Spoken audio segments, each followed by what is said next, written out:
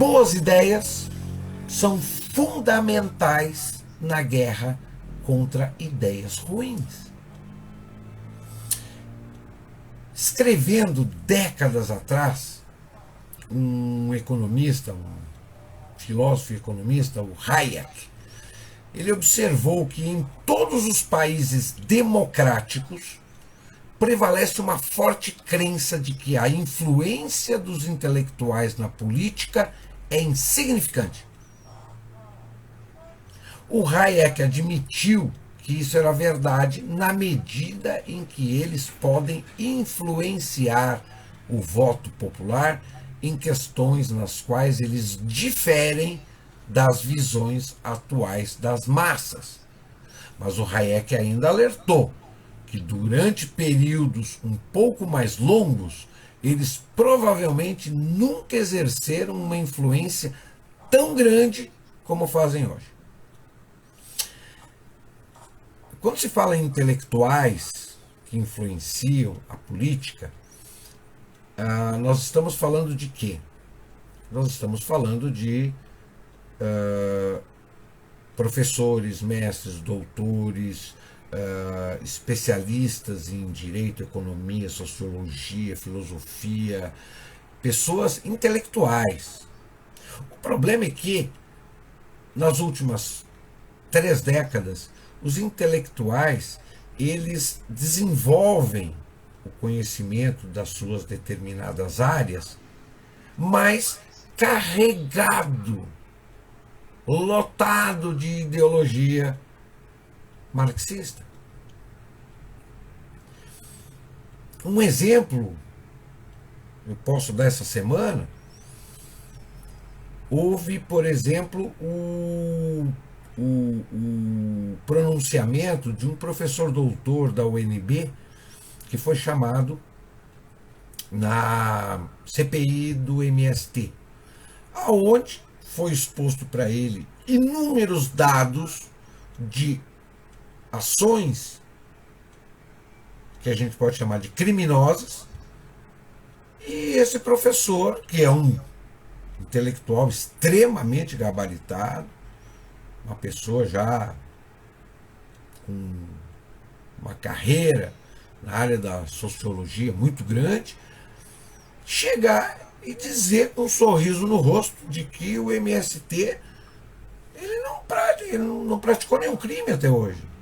É que o MST ele tem uma outra visão de mundo.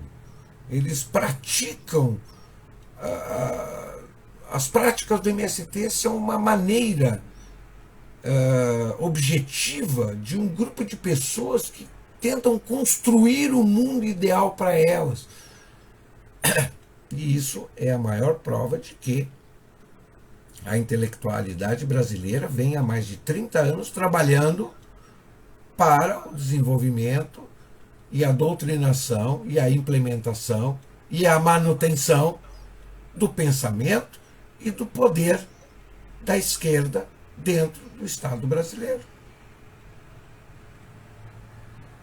Se ele realmente fosse um intelectual isento, ele não sairia com essa afirmação de que nada do que o MST fez até hoje foi algum tipo de crime, e justificando com essas máximas de construção, de visão de mundo são os jargões utilizados pela esquerda intelectual para justificar os atos criminosos, revolucionários e por aí vai. Hoje, o papel dos intelectuais é mais reconhecido, pelo menos no papel de educadores em escolas e faculdades, na formação da ideologia do público em geral. Os intelectuais eles têm que trabalhar com o conhecimento da área deles. Só que o conhecimento da área que eles se especializaram ficou em segundo plano. Eles utilizam o conhecimento para justificar a doutrinação e para justificar o projeto político que vem sendo implantado ao longo das décadas. Eles inverteram as coisas. Primeiro a ideologia, depois o conhecimento. O conhecimento está sendo usado para o projeto ideológico. E essa é a função dos nossos intelectuais, e isso não vem dos últimos 30 anos, não. Isso vem lá na década de 70, nós já tínhamos uma grande parcela da intelectualidade brasileira atuando em prol da ideologia marxista no Brasil.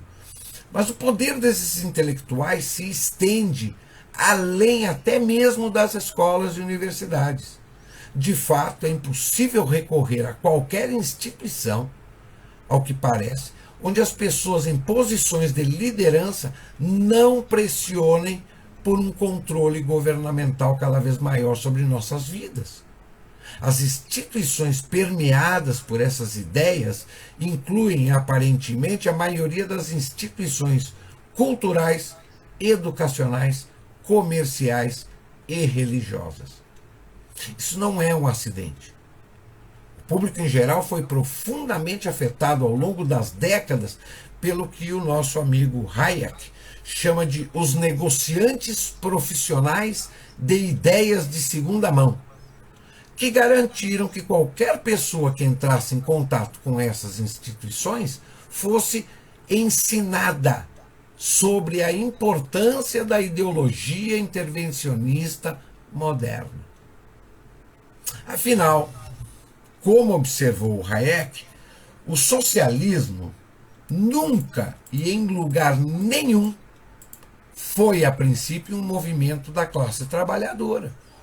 Em vez disso, há muito tempo, há muitas décadas, o movimento socialista é dominado por artistas, gerentes, professores, líderes religiosos, que continuamente inserem essas ideias na vida diária daqueles sob sua influência.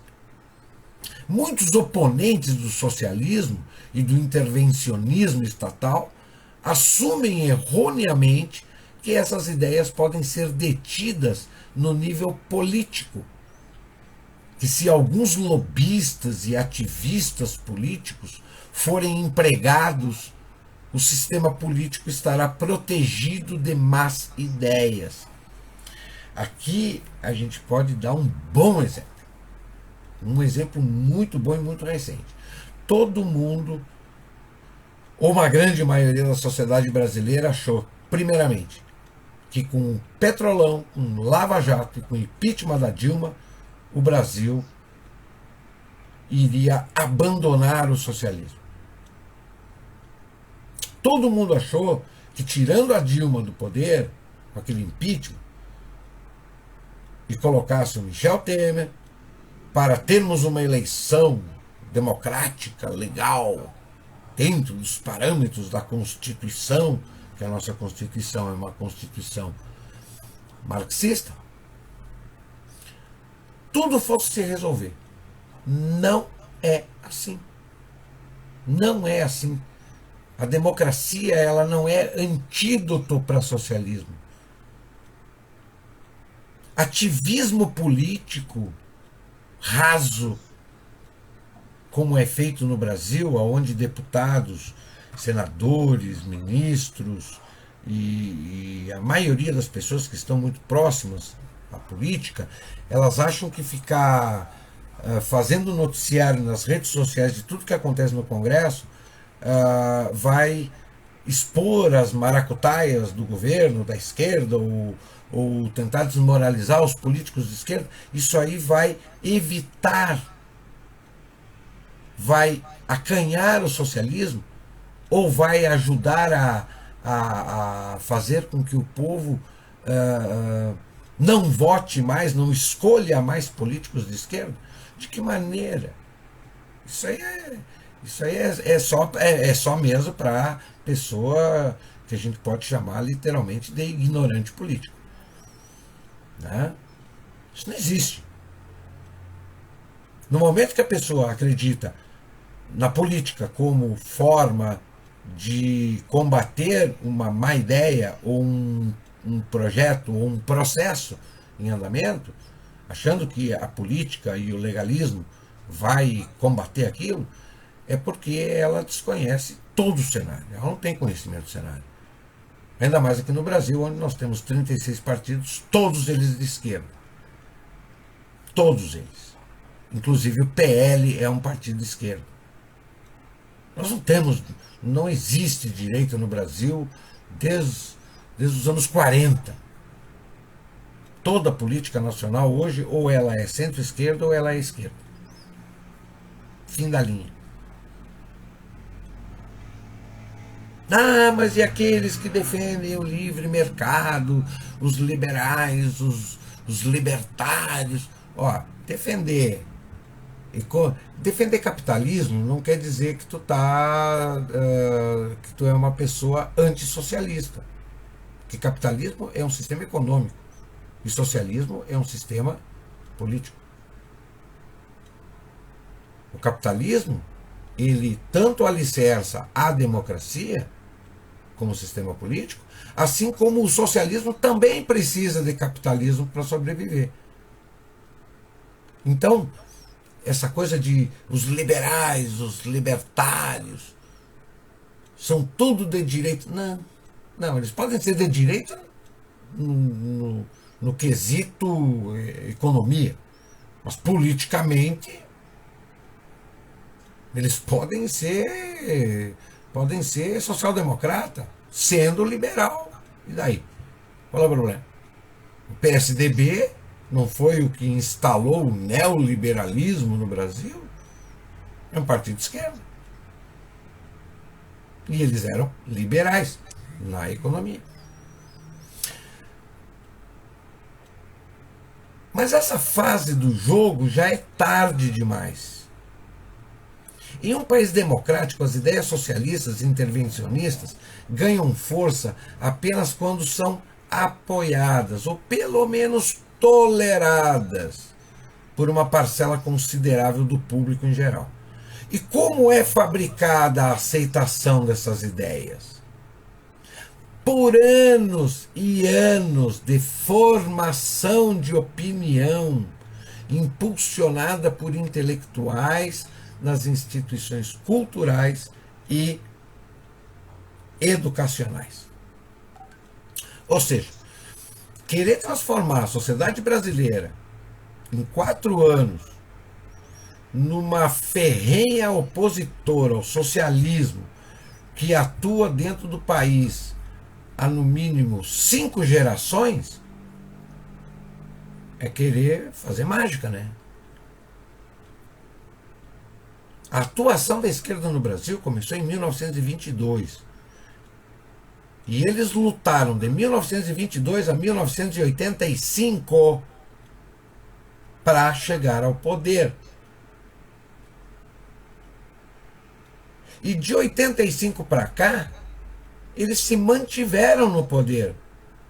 MDB é de esquerda, PSDB é de esquerda, PT é de esquerda.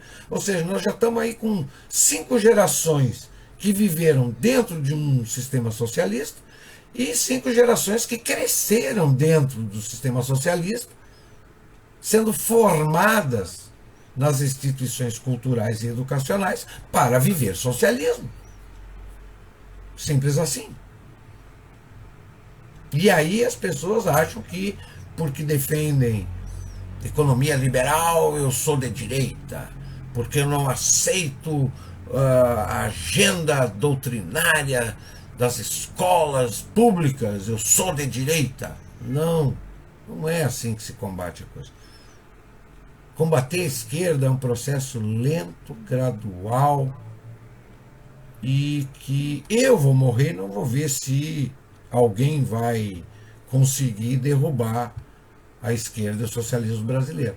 Mas do jeito que as pessoas pensam, através da política, através de ativismo, ou através de utilização de rede social, e achando que bota um pseudo mito presidente que se diz de direita porque é metido a carola e não concorda com as agendas da esquerda, o cara é de direita? Não, o cara não é de direita.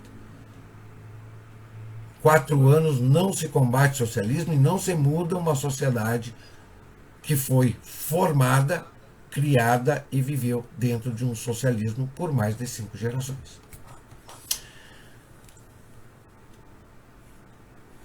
Mas como confrontar essas ideias?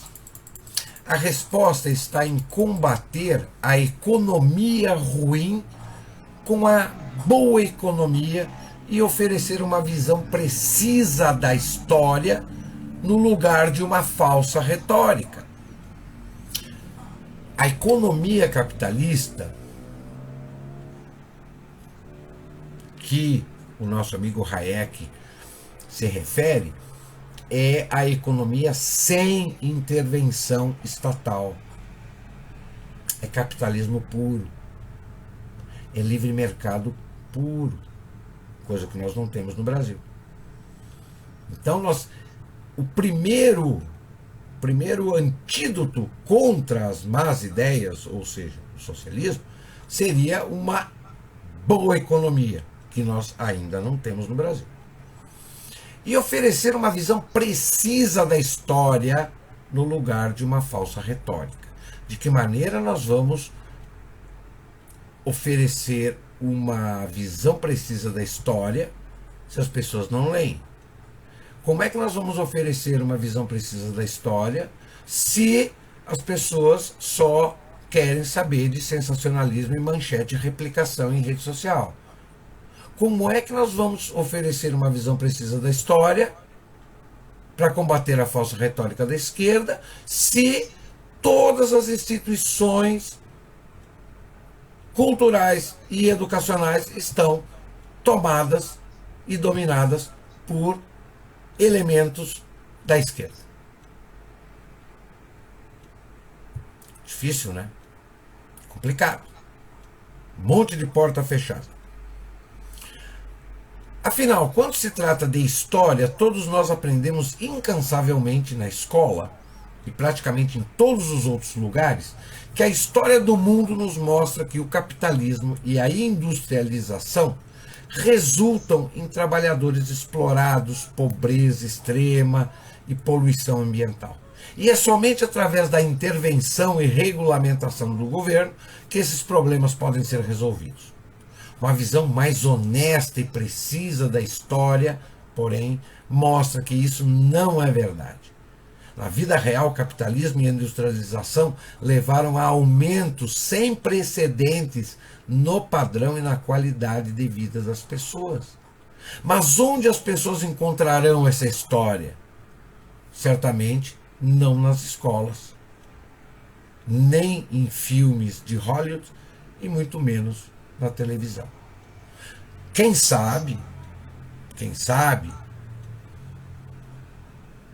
alguma parcela das pessoas que se acham ou que se mantêm conectadas 24 horas por dia, encontrem canais na internet, que são inúmeros, que estão repletos de conhecimento, esperando que pessoas bebam dessas fontes. Assim como eu estou me propondo, 3 vezes por semana, trazer uma pauta, expor a pauta, comentar a pauta, de forma isenta, só dessa maneira, sem ficar acreditando de bate-pronto que eu vi o filme, a notícia na TV, o documentário, toda a mídia, toda ela, não é só canal aberto, os canais fechados estão repletos de propaganda. É propaganda ideológica 24 horas por dia em qualquer canal de TV. Os filmes estão repletos de falsas retóricas e propaganda. O conhecimento bom e puro a gente só vai encontrar vasculhando a internet, atrás de livros, de bons artigos, investigando quem são os autores, os pensadores, os especialistas. Só assim a gente vai conseguir sair dessa teia ideológica doutrinária que a esquerda montou há quase 100 anos. Há quase 100 anos. A primeira grande ferramenta de doutrinação ideológica da esquerda foi o cinema. O cinema foi a primeira grande ferramenta de massa de propaganda da esquerda, de criação de falsas retóricas. Pega um fato, romantiza, adapta, cria um outro cenário de fatos verídicos. Ninguém vai mudar uma história verídica a troco de nada. Quem não conta o fato como ele realmente aconteceu é porque ele tem alguma intenção por trás. E isso é o que a televisão, o cinema e tantos outros canais de comunicação de massa fazem há décadas.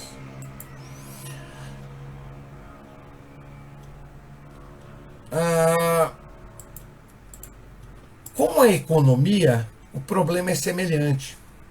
O público é constantemente confrontado com a ideia de que as leis econômicas não existem e que a prosperidade econômica requer apenas a vontade de ter o comando do governo para que todos se tornem mais ricos.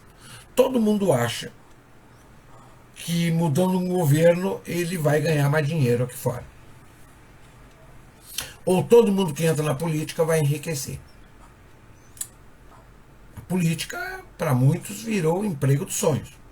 Tem gente que vende casa, carro, empenha tudo para tentar uma eleição para entrar na política, acreditando que a política enriquece. Né? A política, teoricamente, ela enriquece no momento que o próprio Estado ele se auto-privilegia. Né? São muitos privilégios que os políticos dão para eles mesmos. Mas a dependência da sociedade para com o governo, para com o Estado, ultrapassou os limites da dependência.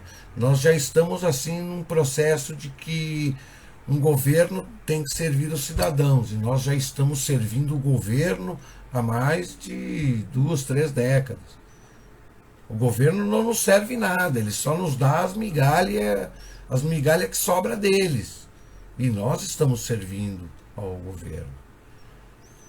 Então,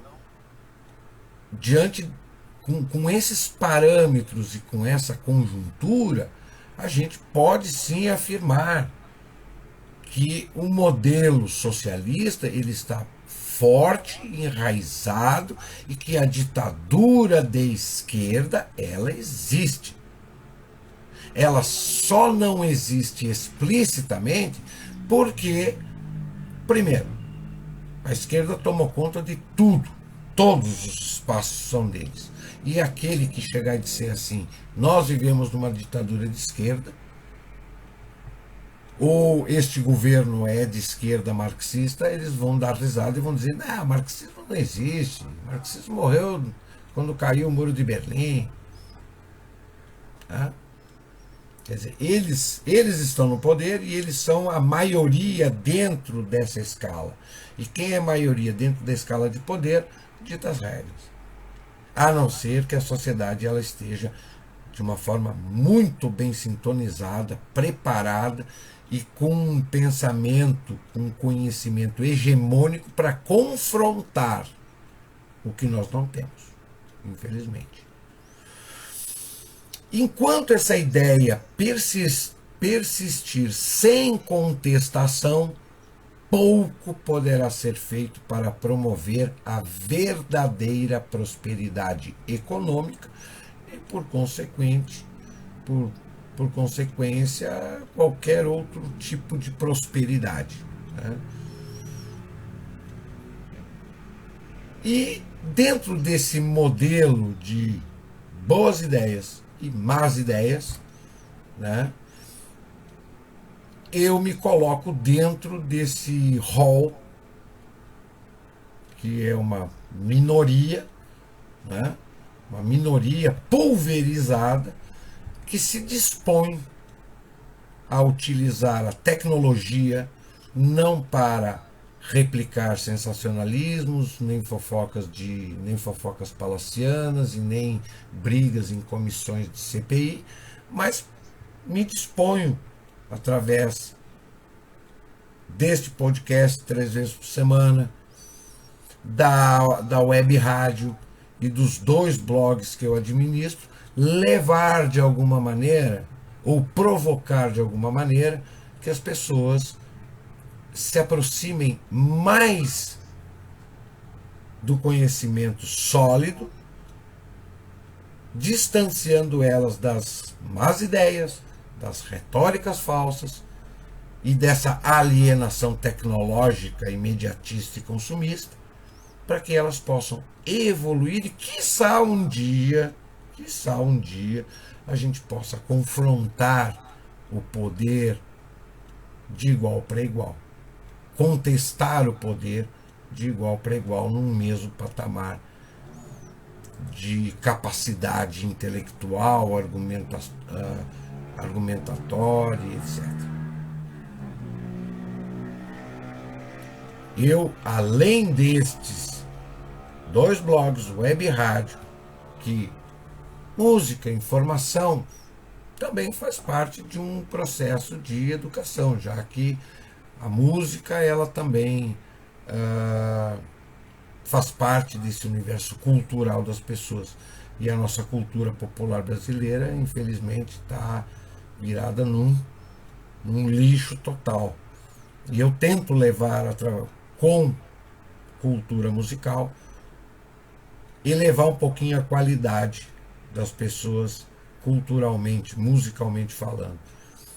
Além de recentemente eu ter lançado um livro de história do Brasil, contando, relatando, analisando, expondo a história do Brasil nesses mais de 500 anos de história do nosso país.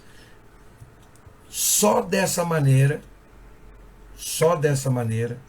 promovendo, divulgando, atraindo, provocando reflexão, provocando as pessoas a mudarem seus hábitos, sair do imediatismo, do sensacionalismo e buscando conhecimento, informação fidedigna, sólida, é que a gente vai poder mudar alguma coisa na nossa realidade e na vida de todos nós.